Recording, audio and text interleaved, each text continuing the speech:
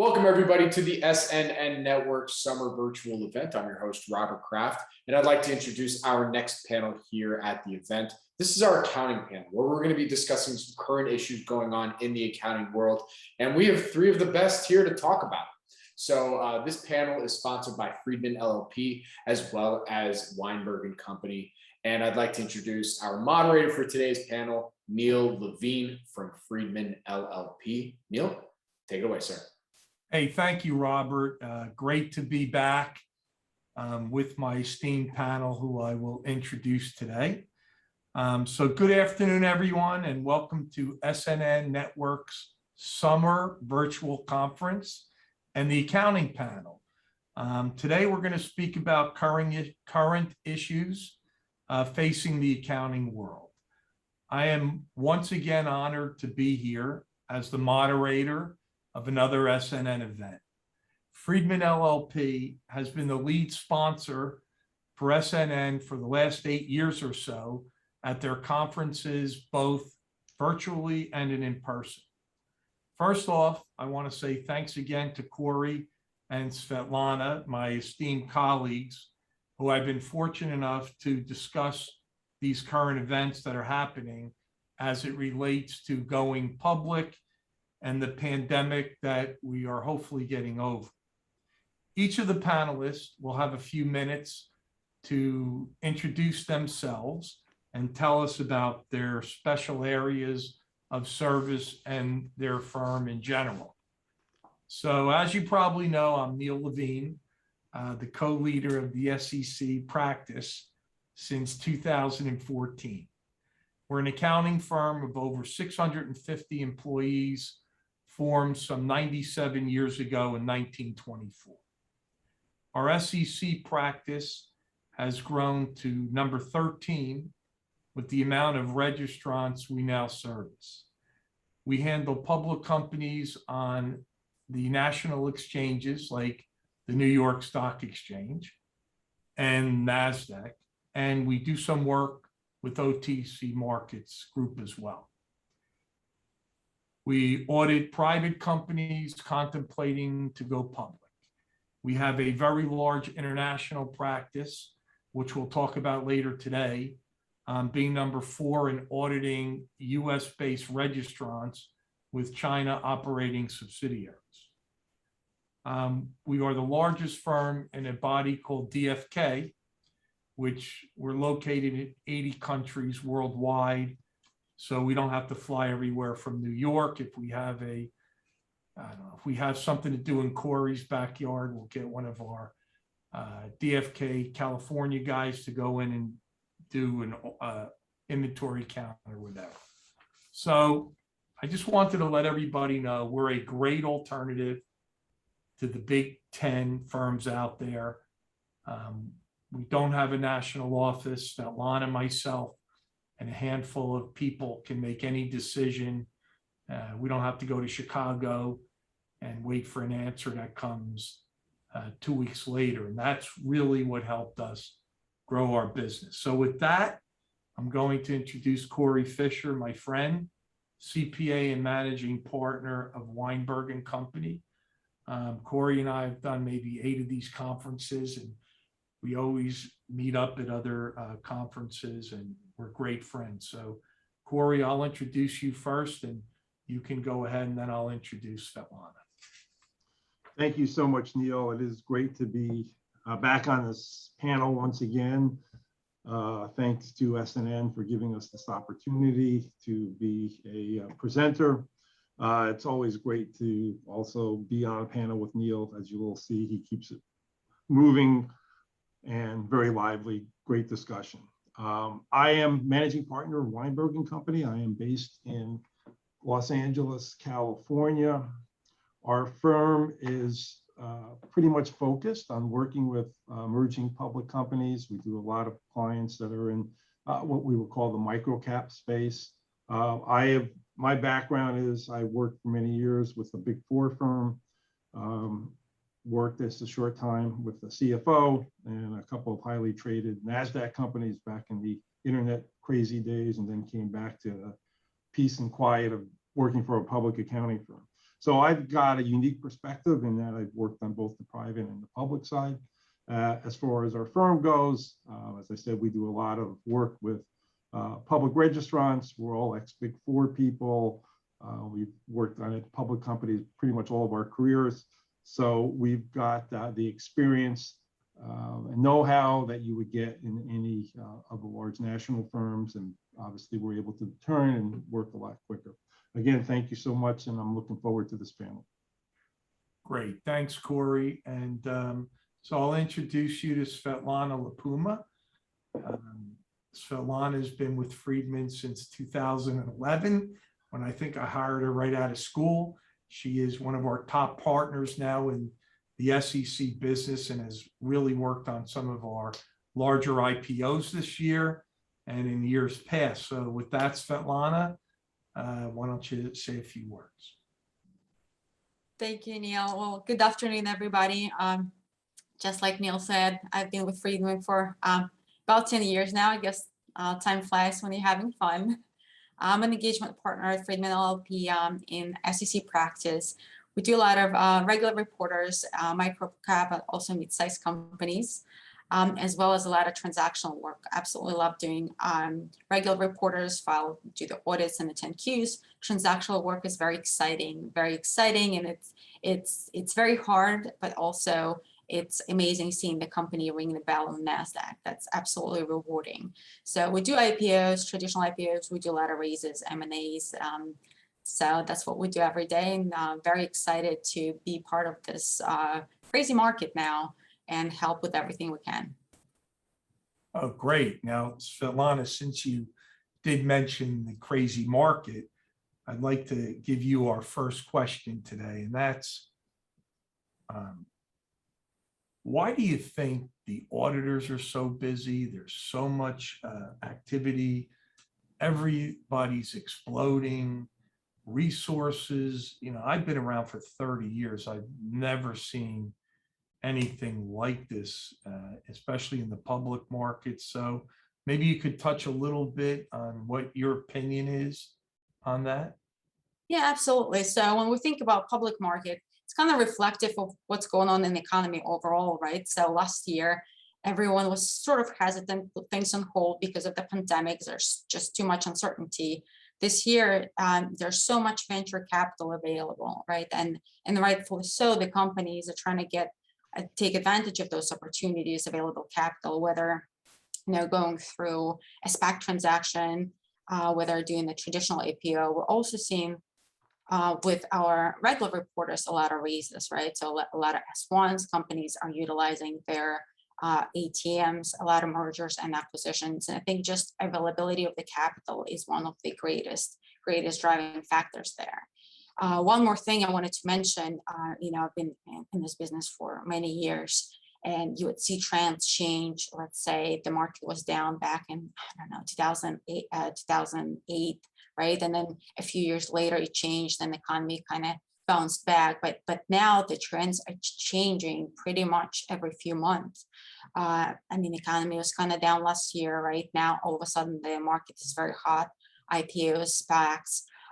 With also the rise of SPACs, right? Very recently, there's so many of them been filing. Now, obviously, with SEC comments, there's a lot of restatements. So now what we'll also see traditional IPOs kind of getting back in the spotlight.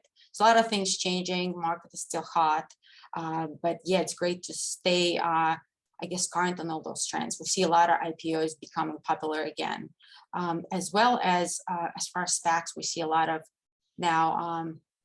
Target audits going on when it's being ready for these SPACs. So. Yeah, thank you. Hey, Corey, do you want to add anything to that?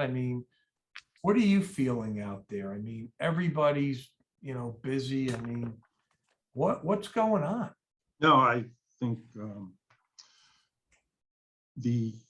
exactly what Sviatlana said, and it's going to happen, and it's going to be curious to see how long this lasts. A lot of things are happening in the economy right now. I just saw yesterday where the consumer price index went up 5% from the previous period last year. Inflation is coming. We have trillion-dollar packages in Congress. So that's all going to affect the stock market, potential change in capital markets. as the previous speaker said, the market's hot and the companies are taking the money off the table right now. Right. Okay. So Corey, I heard, I haven't read up on it yet, but what's going on with the PCAOB and the SEC? There's been some administrative changes. I know we just went through another PCAOB review, and we'll be going through one yearly, I believe, fairly soon. And you know, it's never really what you're doing right. It's always, wow, it's really, really tough this year. So what are the official changes that you see or you know that's going on there? Well, this year, there's been significant changes to the SEC because of the change in administration. So the previous administration was able to appoint its SEC chairman, and the preponderance of the commissioners were Republican. Now with the change in administration, we have a new SEC chairman, Gary Gensler. He has appointed his own, there's new commissioners and a new agenda for the SEC. And the SEC's agenda is quite different than what it was under the Trump administration. Specifically, the push now is going to be what's called ESG. We're going to talk about that in a few minutes, which is the SEC's push to tackle climate change and social injustice. But part of that too was the SEC has the power to appoint the PCAOB commissioners. And recently the SEC removed the head, the former head of the PCAOB. And they are going to basically replace all the existing PCAOB members, which means a change in the attitude of the PCAOB who governs the auditors. The critics of the past PCAOB commission argued that the PCAOB was mismanaged and that they were too friendly to accounting firms. Now, I think most of us on this panel here would question that, but that's what it is. So what this means now for accounting firms, probably, you know, more increased scrutiny. A lot of this has to relate to some items that happened a couple of years ago, where KPMG hired a former PCAOB employee. He gave them information on to what their jobs were going to be picked for inspection. So this cast a bad light on everything that the PCAOB was doing. But again, it's coming. It's going to be changed. So the PCAOB will change. The SEC is actively now also, I think we're going to talk about China a little bit later, now has re-engaged in making, you know, trying to address some of the things that are going on in China. Years ago, there were a lot of these smaller Chinese companies that listed in the US. A lot of them used to attend this conference, not so much anymore, but now the bigger companies have come onto the US markets. But there's still issues with the PCAOB, you know, being able to audit these public companies that are have operations in China. I think there's going to be some changes. The SEC just this week put out some guidance or, you know, on what they want to do with that. So that's sort of where the SEC's at. There haven't been really many accounting or anything issues coming out of the SEC in the last 6 months, but it's just been more tone at the top. Yeah, so what's interesting, I think, Sviatlana, I just want to, while we're talking about the SEC, you know, you were just recently involved in a large IPO. And of course, the bankers and everyone was pushing, and we got it out the door and everybody was happy. And then they said, well, don't get so happy yet. We're going to wait for comments. So what happens, Sviatlana?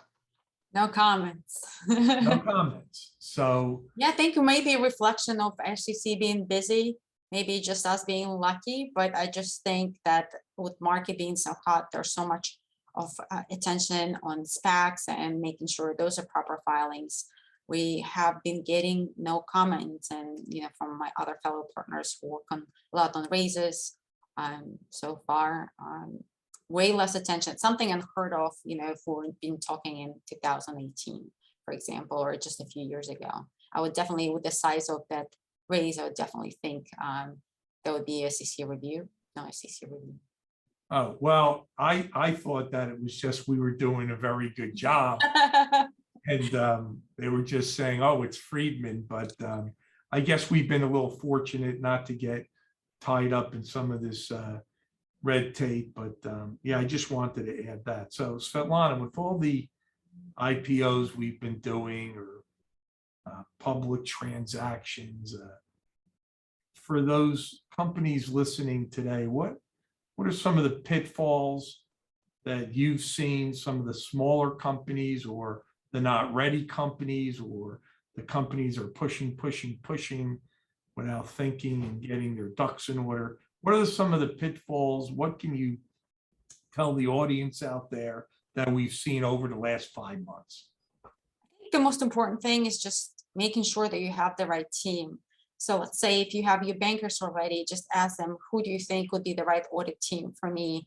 Ask your lawyers, ask your fellow CFOs and officers in other companies. And what you would realize that the world is really small. You probably would hear the handful names of firms that you'd hear again and again. Two things to keep in mind, what we've seen, very important, is selecting the right audit firm for two reasons. If you select a firm that may be a little big for you, you might not be the priority client for them. What does that mean in this case? So for example, you'll slightly delayed in delivering your stuff, right? Or there's any complex unforeseen accounting issues, they might not be resolved right away. You might be put on as a back burner, will be done when it get done. So that's very important to make sure you're not one of the hundreds smaller companies for them, that you're still there, you are the priority.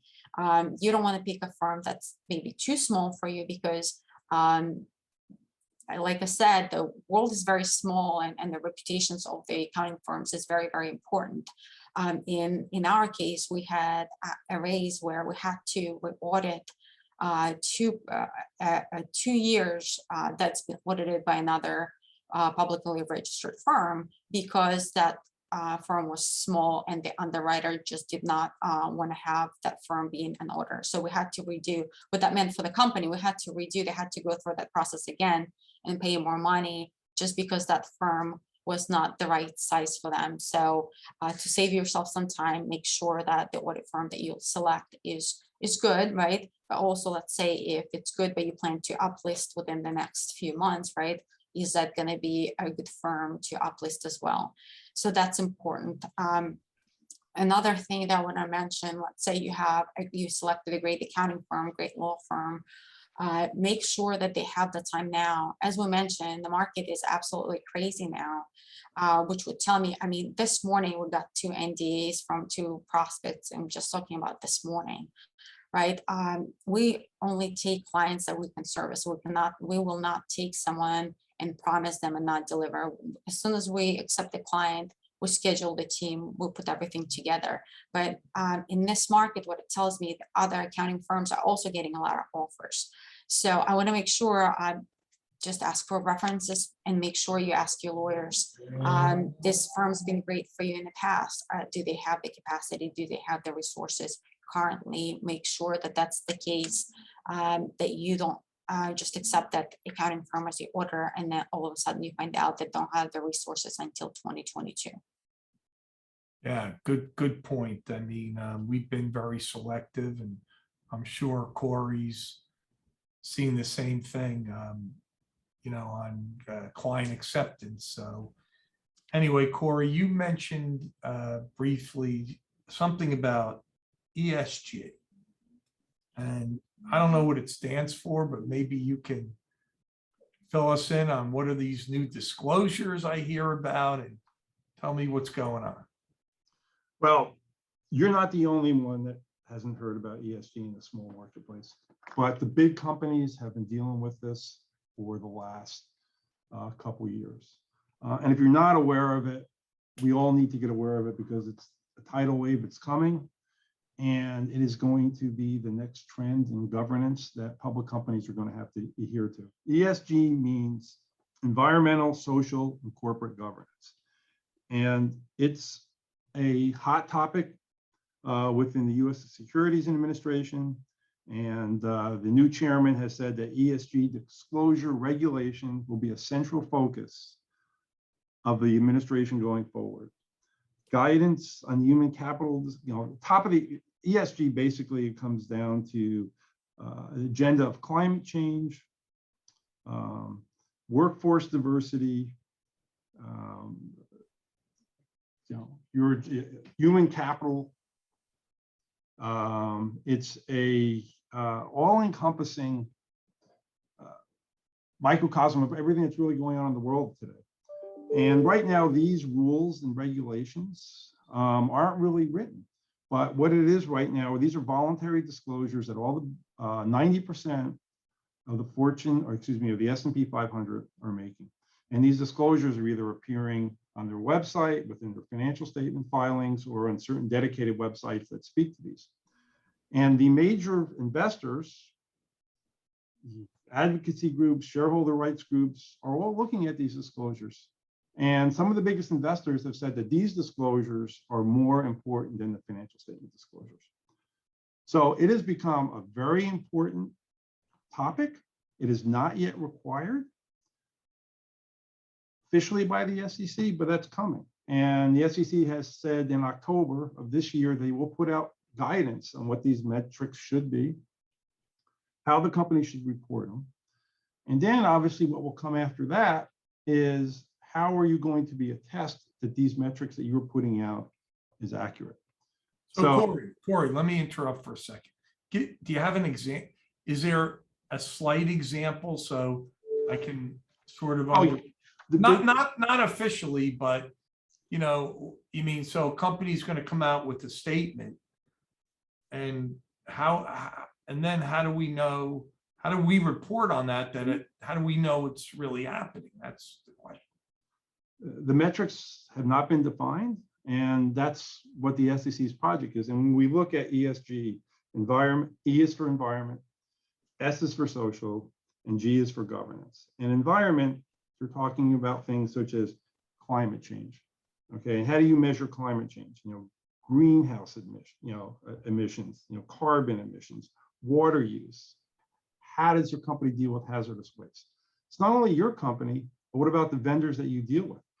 For the years, we've had this conflict mining disclosure, which really only affected a very small number of companies, where you had to disclose if you were operating and buying from vendors in the Congo, in certain areas, what products you were buying from them. So that concept has been there, but now it's going to be expanded into disclosures on your environment and what you are doing and what your vendors are doing as the things that affects the environment.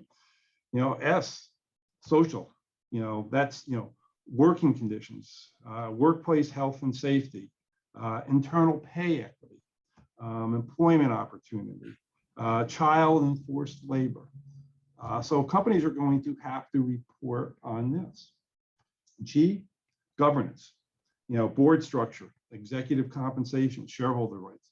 A lot of this is already in the governance section, is already in a lot of the 10Ks.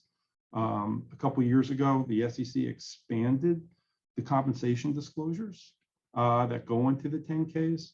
And a lot of that is easily audited, but the human growth, the human capital disclosures are going to expand. How much of your workforce is this, diversity, how much, lots of things that you normally don't account for at this particular point. And the next step is going to be, how is that verified? So it's going to be an evolution of reporting that will, to a lot of people, become equally or even more important than the financial statements and the financial information. I think a lot of people already assume the financial information is there. They're not technical enough to understand what's in the financial statements. They know how much money it's making and the growth trend. But as we could see in the world today, a lot of people have other issues, and they are holding public companies responsible for a lot of social issues. And right now we have an SEC that supports that view. Right, got it. Very interesting, thank you.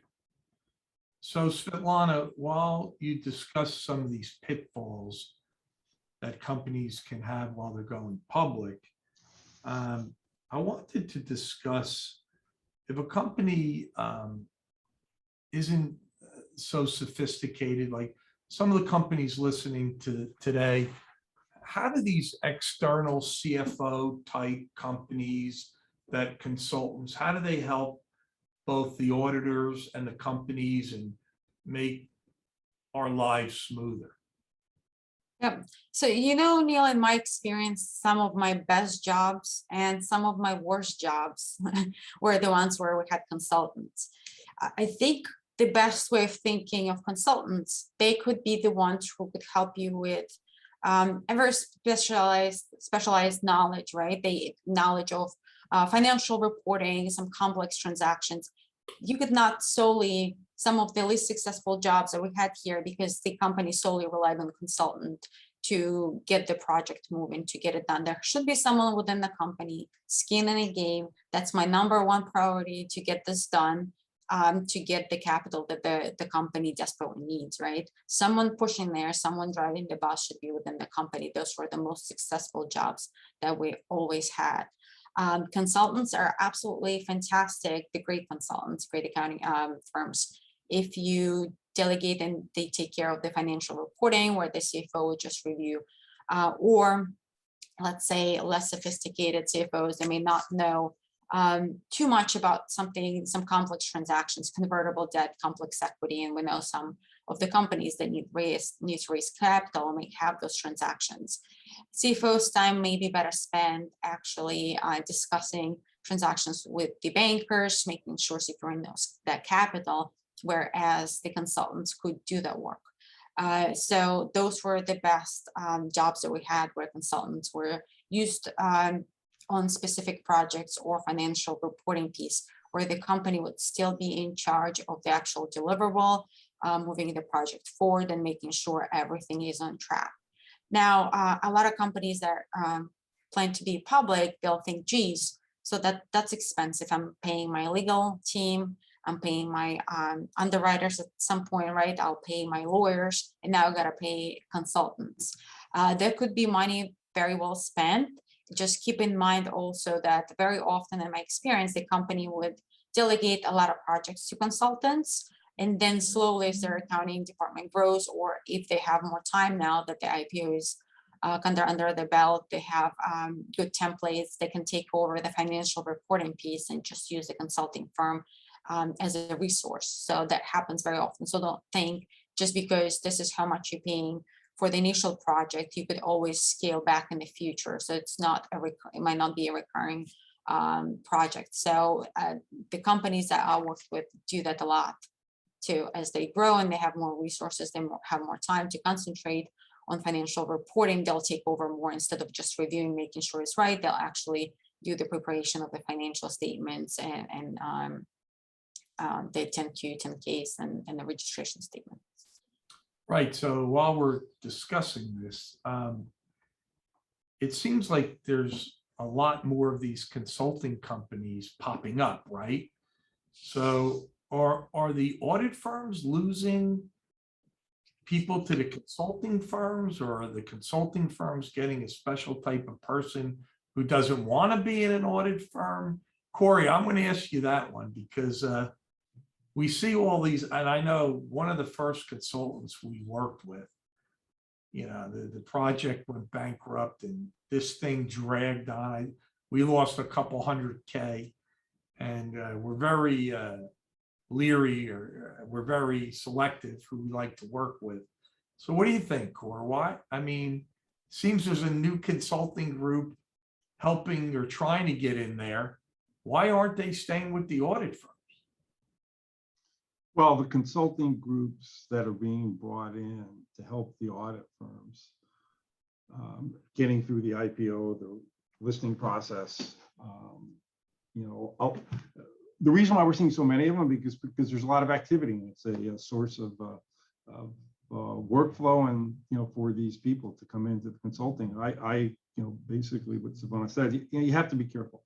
There's a lot of ex-Big Four partners that are retiring early, and I have seen a lot of them go out into the consulting world and are working with these companies. And I think if you are working with one of these firms that has a person that's actually been through the process, knows the accounting, knows the SEC, knows what's needed to get through this process, you're a step ahead of the game. I unfortunately have seen lots of consultants put up, say they could do this. It's a great source of work right now. And unfortunately, if you use somebody that can't deliver, everything's going to get sidetracked. So, you have to really find somebody that's been through the process. And in my, my preference, somebody really has to have been, in a firm that has done this before, one way or the other. I agree with you, Corey. And I think previously people would ask, okay, well, what's your expertise? Have you done it before? Do you have experience? Because that's so important. But also a very relevant question now, do you have the resources? Do you have the availability to do the work and deliver in that timeline? Because the firm might have resources and all the great experience, but they may not have the people at the time. So you definitely want to make sure that they have the resources. Right. So Corey, while we were talking about the ESG, are there any other disclosures you want to mention? Or, I mean, we've been pretty steady now. We're in month number 8, just finishing August soon, and then we'll be in the home stretch, and then we get to start again. Anything? Yeah, anything? Yeah, it's been a pretty calm last year, 2 years in the accounting pronouncement. Ever since everyone's pretty much adopted the ASC 606, the revenue recognition. The bigger change was probably the adoption of the lease rules, which affected everybody. But that's and I'm talking for public companies. I think private companies still have a 1-year exemption on that. There was a little bit of changing in accounting for business acquisitions and whether or not you actually acquired an asset or a business, even though the SEC rule didn't change, but the FASB rule changed, which creates a little bit of an issue sometimes. So it's actually been pretty calm. The only big thing that's happening now is the SEC is kind of focusing on COVID disclosures and how it's affected your business. And a lot of companies are making standard disclosures in their MD&A and also in their financial statements. But the SEC is looking at those disclosures, and there have been enforcement actions. I think it was California Pizza Kitchen, made a disclosure saying that they didn't think it affected them, and the SEC had obviously, they had closed certain stores that became, behind in certain leases, and so obviously they had understated the effect. And so companies still need to assess, how COVID, who knows where it's going. It's still out there and it's still affecting your business. So that disclosure's got to be made. There's no real new accounting disclosures coming down the pipe other than this, the new accounting pronouncement on credit losses, which has been proposed for the last 4 or 5 years. I think it becomes effective in 2023 for most companies.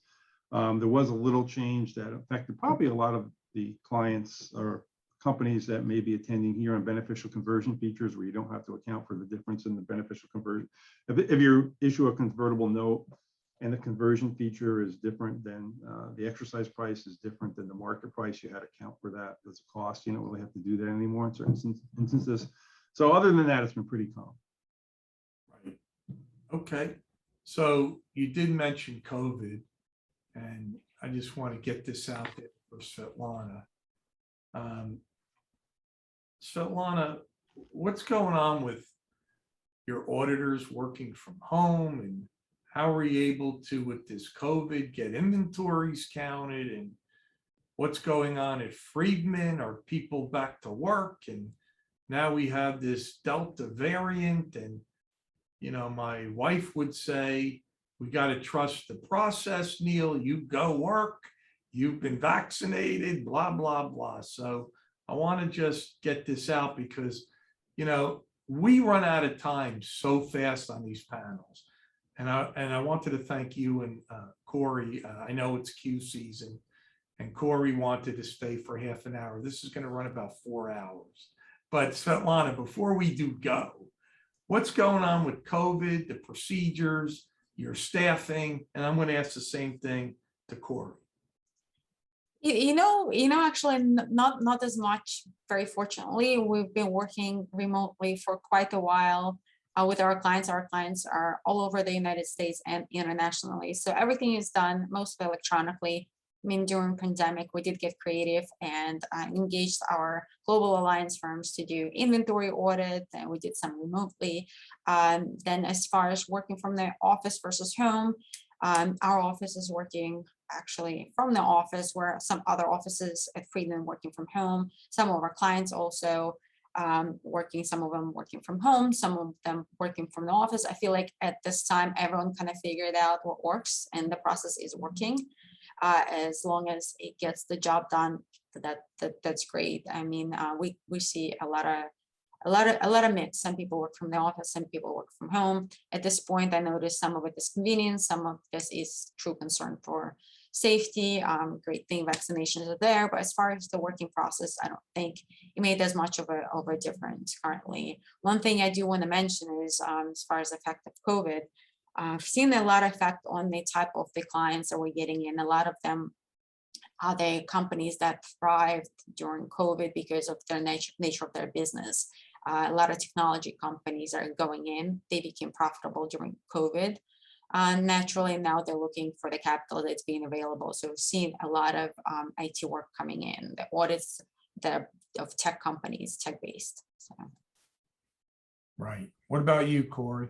Yeah, no, I would say that the working remotely has become an accepted way of doing things. I think, as Sviatlana said, most companies are, at least where I am, are back to work, but we're in August, but the audit season was, December through February, where the height of the COVID mania was with the surge back then, and which is when we would traditionally go out and do our field work in the field, and we would do the inventory observations.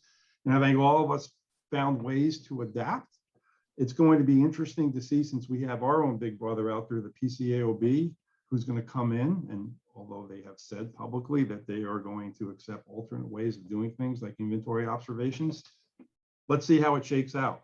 So I think the firms did the best that they could. I think that a lot of companies had a struggle. Their people, if you needed invoices, you had to go, they had to go to the warehouse, they had to do things, it was difficult getting, their people weren't going to work, the controllers weren't going to work, the accounts receivable clerks weren't going to work. It was difficult. We'll see how it shakes out. Great. So thank you, Corey, for that on the COVID. So Corey, with the hubbub, if that's a word, with the SPACs, seems to be calming down. We only did a few SPACs because I think, to be honest, we were very busy. When you do a SPAC, I think you're one and done here in the US, because after you did the SPAC, then they would run to a big four if there were hundreds of millions of dollars in there. So we did our share, and a couple of them we were lucky enough to get the operating companies. But there's been a lot of restatements, and some of the firms that we do business or we friendly compete against have been referring their work over here because they're tied up in SPAC hell doing restatements. So maybe you want to just talk a little bit about that. Yeah, it's been an interesting few months. I believe some statistics I've read, there's been over 340 restatements related to the SPACs in the last 3 months, which is about 4 times the amount that was in the last couple of years. I think, as you alluded to, there was one accounting firm, same source, statistics source I saw, that did 90% of the SPACs. So yeah, so an accounting error came to light, and it forced hundreds of these companies to go back and restate their financial statements. And the mistakes emerged after the SEC staff warned in April that SPACs were incorrectly accounting for certain type of warrants that they issued to entice investors. reporting them as equity when they really needed to be recorded as liabilities and marked to market each quarter. And it really had to relate to some complicated provisions of these warrant agreements where the SEC determined at a certain point these warrants could have a certain become a cash liability to the company, depending upon the probability of that ever happening might have been zero, it still was there. You know, the SEC historically has not liked these shortcut attempts to go public. We've seen it in the past. Neil's been around long enough, like I have. Reverse mergers have always been in disfavor with the SEC. And so this was the SEC trying to put the brakes on this incredible wave of companies going public. And these were big companies. You know, as Neil mentioned, the SPACs were basically just blank shell companies looking for a much larger company to merge into. And this became a quick way of going public. You know, company I always like, I mean, Virgin Galactic, I think, was one of the ones that recently just completed a SPAC. There are other big companies that are out there. So it has dramatically slowed down, but they're still happening. And obviously to us in the accounting world, this had no effect on the cash flow of the company, had no effect really on the operating income. It was purely an accounting entry that really had no effect, but it was there and the SEC took advantage of it. So what did you think about my comment that, because we didn't want to take on a SPAC unless we had a relationship, Corey, because it's really a one or done. So if you looked at who won the most jobs in the fourth quarter, that company lost the most in the first quarter because they did all the SPACs and then the SPACs all ran away. Or they're sitting there and they're getting their fees for doing the restatements. So I agree, it's something we stayed away from. And again, traditionally, the companies that are merging into these SPACs are billion-dollar companies, much larger. You know, our firm tends to focus on the middle market, micro-cap firm. I don't want to do a job, like you said, a one-off job, because we want a continuing relationship with the client. I'm sure your firm does. Right.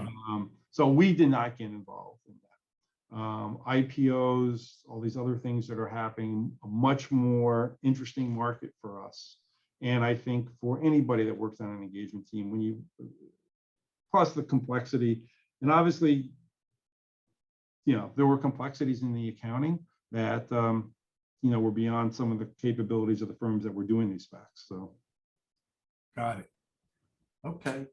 So Sviatlana, you made a comment earlier on in the program. You mentioned the word IT, right? So with the companies we've been seeing that are subscription-based in revenues, we've gotten a lot of esports, computerized technology companies, different computer platforms. Why don't you just talk about the need for IT auditors, the changes of the technology versus traditional audit methodology, right? So I know here at Friedman, they told me we have 30 of our people taking the course now to get certified in IT computerized audit methodology. So I felt that we should mention that because you know, it's just going to be a big change, cutting edge for your accounting firms. You have to have these people. Yep. So one thing is, one of the effects of the pandemic, right, is relying more on electronic means of transferring data, right? So also a lot of software became very, very sophisticated. So back in the days, we could say, okay, well, we can audit around the box and we'll just audit the inputs, we'll audit the outputs. With the use of software that's being so sophisticated, that's no longer enough, right? So you have to audit the box. And the knowledge that's needed there is so specialized. So we're trying to get ahead of the game and make sure we have the staff trained, make sure we have the specialists there. because being just a traditional accountant, our teams are now involving on those tech companies involve the audit team and the IT team, right? So it's very specialized knowledge. Just being an auditor like myself, that's not sufficient anymore. So what that would mean for the company, if you were used to the auditors just looking at the numbers and auditing your regular, here's your bank recs, here's your AR aging. Now they're going to be asking more in-depth question. Okay, which system are you using? Which system did spit it out? Did you had to modify any inputs or any parameters there? Looking into the system. So that's much more work, which unfortunately we have to do. So as the company also be ready to those questions that will be asked, and potentially some IT procedures of the system. Right, and I've taken notice that even some of our corporate governance people, that team is going out for this IT training. I mean, it just seems like the new technology companies that are coming in, we need this expertise. Yeah, so you'll see that the accounting is no longer about just the accounting anymore, right? So with the international clients that we have, you have to become an expert in all the different tax jurisdictions, right? And we have our tax team, international tax team.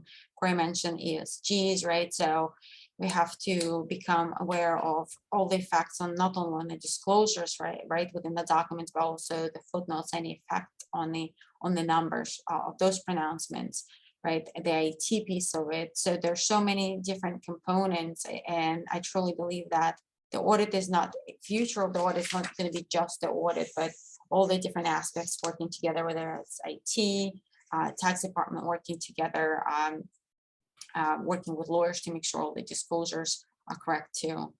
So I could definitely see, during my career, the involvement of the auditor and the I guess the responsibilities of an auditor and how much auditor is supposed to know and what the procedures they're supposed to do. Got it. Thank you.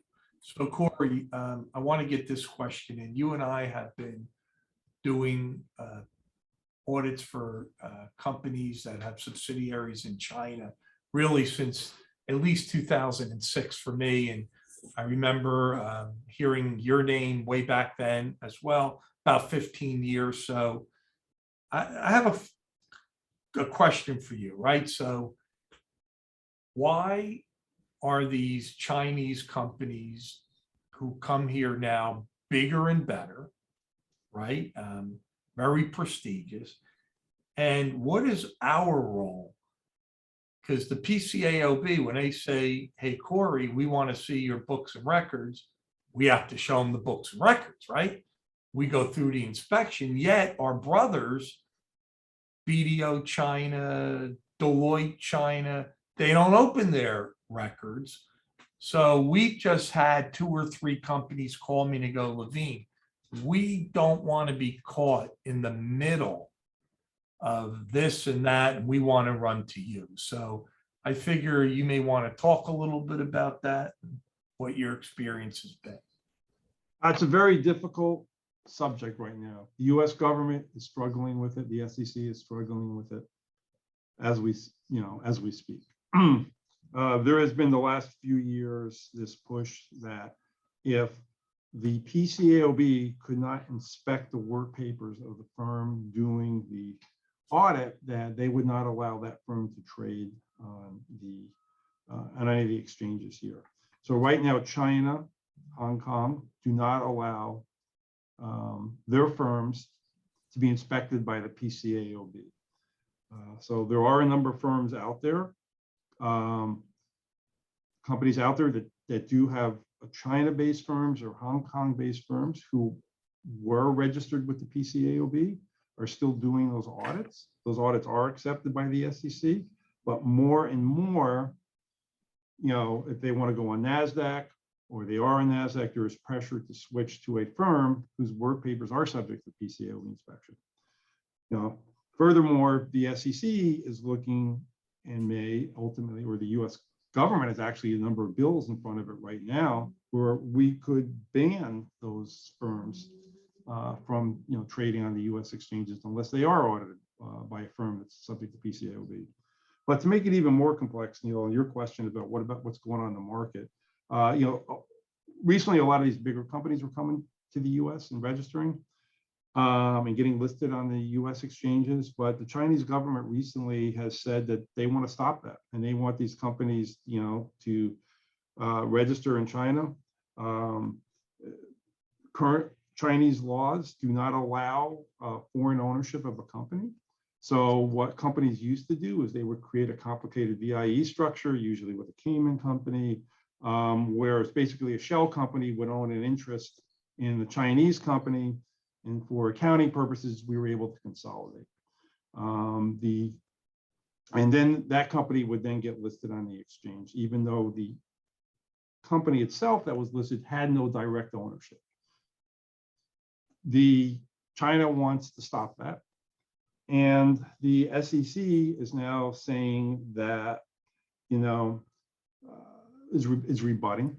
And the SEC just recently, I think as recently as last week, they're now going to place restrictions on these Chinese-based companies, trying to raise capital, including enhancing the disclosures that the existing companies may have, banning non-PCAOB, not audits by non-PCAOB registered firms that are not subject to inspection, and increasing the disclosures to investors that, hey, do you realize that you're investing in a shell company and you don't even own these assets?